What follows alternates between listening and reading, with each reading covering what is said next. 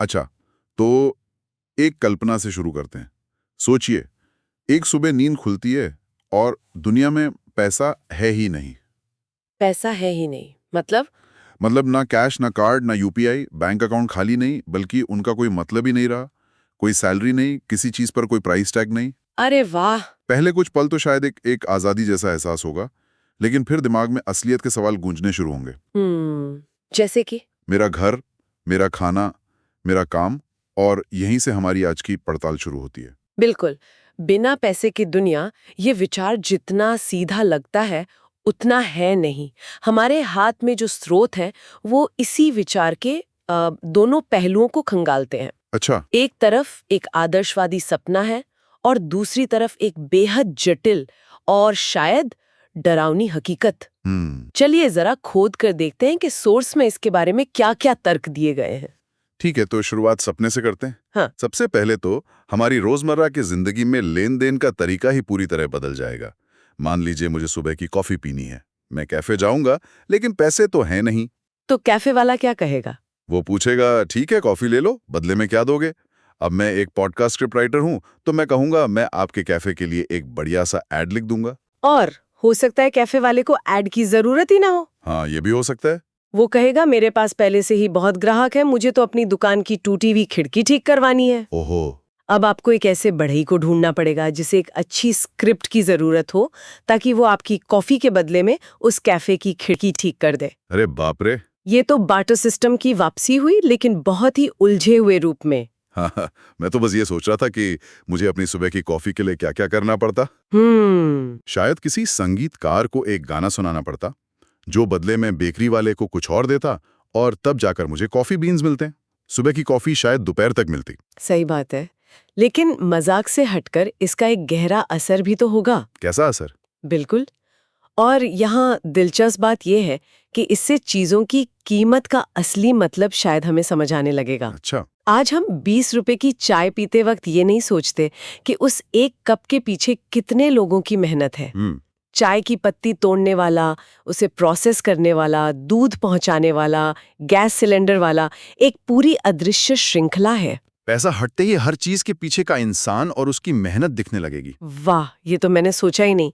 मतलब हम शायद खाने की बर्बादी कम कर देंगे, क्योंकि हमें पता होगा कि उस एक रोटी के लिए किसी किसान ने महीनों मेहनत की है। बिल्कुल। हम शायद चीजों की ज्यादा कद्र करने लगेंगे। सही कहा। और इसका असर हमारी आदतों पर भी पड़ेगा, जिसे हम ओवर कंजम्पशन कहते हैं, यानी जरूरत से ज्यादा खरीदारी। वो शायद खत्म हो जाए। हाँ, अमेज़न की ग्रेट इंडियन फेस्टिवल सेल का कोई मतलब ही नहीं रह जाएगा। फास्ट फैशन सेल देखकर अचानक से कुछ खरीद लेना, ये सब धीमा पड़ सकता है। लोग चीजें इकट्ठा करने के बजाय अनुभवों और रिश्तों पे ज्यादा ध्यान दे सकते हैं। और सामाजिक स्तर पर तो ये एक क्रांति जैसा होगा। कैसे? कोई अरबपति नहीं, कोई भिखारी नहीं। समाज में किसी का रुतबा उसके बैंक बैलेंस से नहीं, बल्कि किसी और चीज से तय होगा। हाँ, हो सकता है इससे आर्थिक दबाव से होने वाला डिप्रेशन और चिंता कम हो जाए। सैद्धांतिक तौर पर यह दुनिया काफी पवित्र और मानवीय लग सकती है। छात्र अपने जुनून के हिसाब से विषय चुनेंगे, ये देखकर नहीं कि किस फील्ड में ज्यादा पैकेज है। सही बात है। कलाकार सिर्फ गुजारा करने के लिए नहीं, बल्कि कला के लिए कला बनाएंगे। वैज्ञानिक सिर्फ मुनाफे वाली रिसर्च नहीं, बल्कि ज्ञान के लिए खोज करेंगे। सुनने में तो ये एक आदर्श दुनिया लगती है। सुनने में तो ये एक खूबसूरत दुनिया लगती है जहां कोई दबाव नहीं है। लेकिन मेरा दिमाग बार बार एक सवाल पूछ रहा है, अगर कोई दबाव ही नहीं तो सुबह उठ के वो काम कौन करेगा जो कोई नहीं करना चाहता? मतलब शहर की नालियां कौन साफ करेगा, या खदानों में कौन उतरेगा? आपने बिल्कुल सही नब्ज पकड़े है। हर आदर्शवादी सोच की एक छिपी हुई कीमत होती है, और यहाँ सबसे बड़ी कीमत है प्रेरणा की। प्रेरणा की? पैसा, अच्छा लगे या बुरा, एक बहुत बड़ा प्रोत्साहन है। वो लोगों को मुश्किल, खतरनाक और उबाऊ काम करने के लिए प्रेरित करता है।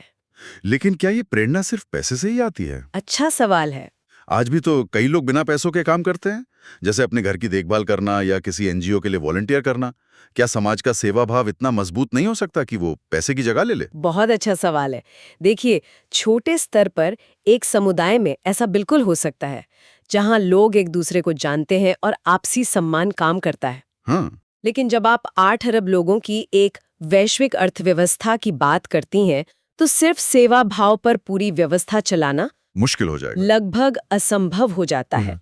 और यहीं पर एक और बड़ी समस्या खड़ी होती है, वो क्या? मूल्य को मापने का संकट। मूल्य को मापने का संकट, इसका क्या मतलब हुआ? इसका मतलब है हम ये कैसे तय करेंगे कि किसके काम की कितनी कीमत है। अच्छा। आज एक न्यूरोसर्जन जो 8 घंटे की जटिल सर्जरी करता है और एक किसान जो 8 घंटे खेत में मेहनत करता है, दोनों का काम समाज के लिए जरूरी है। बिल्कुल जरूरी है। लेकिन दोनों की स्किल और ट्रेनिंग में बहुत फर्क है।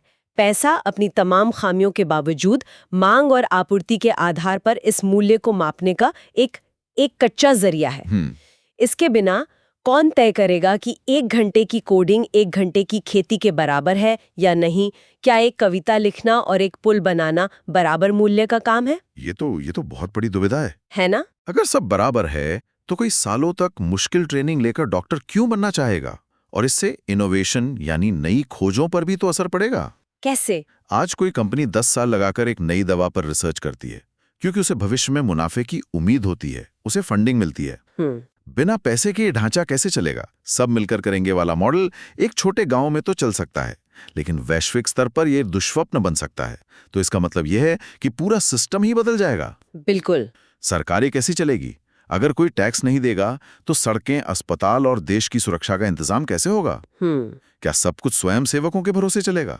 अगर हाँ, तो कौन लगातार सेवा देगा और कौन नहीं? और जब सब कुछ भरोसे पर चलेगा तो फ्री राइडर समस्या सामने आएगी। फ्री राइडर समस्या यानी वो लोग जो सिस्टम से फायदे तो सारे लेंगे, पर योगदान बहुत कम देंगे या नहीं देंगे। अच्छा। क्योंकि इंसानी स्वभाव में हर कोई संत नहीं होता है। इसका एक विकल्प, जैसा कि स्रोत में बताया गया है, वो हो सकता है एक प्रतिष्ठा पर आधारित सिस्टम। प्रतिष्ठा पर आधारित सिस्टम, ये सुनने में तो दिलचस्प लग रहा है। ये कैसे काम करेगा? सोचिए, चीन के सोशल क्रेडिट सिस्टम का एक वैश्विक, ज्यादा जटिल रूप। ओके।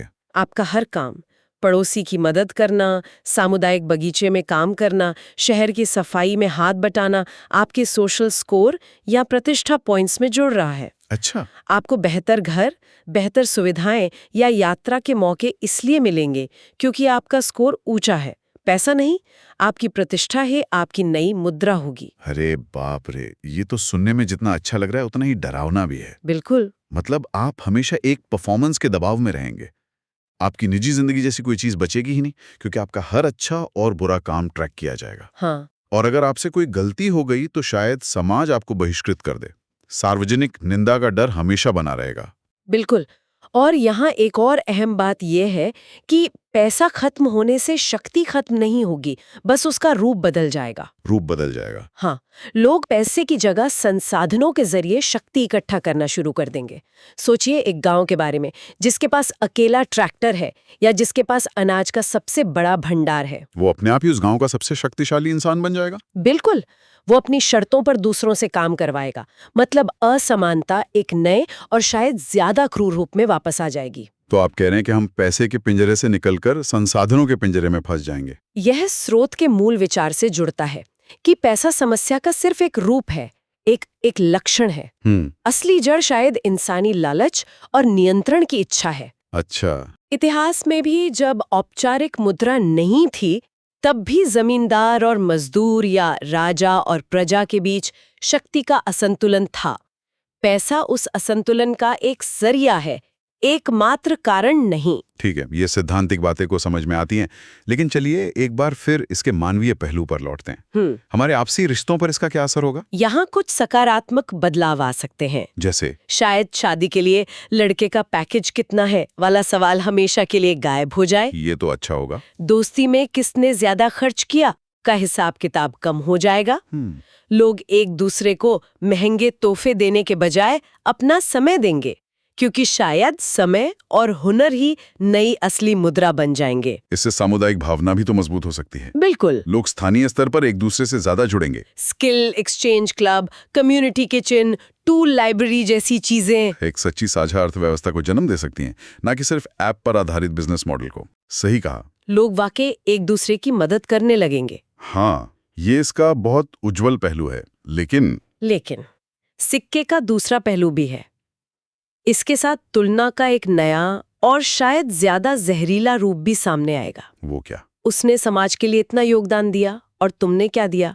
ओह, इससे जो लोग अंतर्मुखी हैं या जिनका योगदान साफ तौर पर नहीं देखता, जैसे कि कोई घर पर रहकर बच्चों या बुजुर्गों की देखभाल कर रहा है, उन्हें कम आंका जा सकता है। हाँ, आज पैसा एक तटस्थ मापदंड है, लेकिन कल अगर सामाजिक स्वीकृति ही मुद्रा बन गई तो भावनात्मक दबाव और भी ज्यादा बढ़ सकता है। और अब इसे वैश्विक स्तर पर सोचें।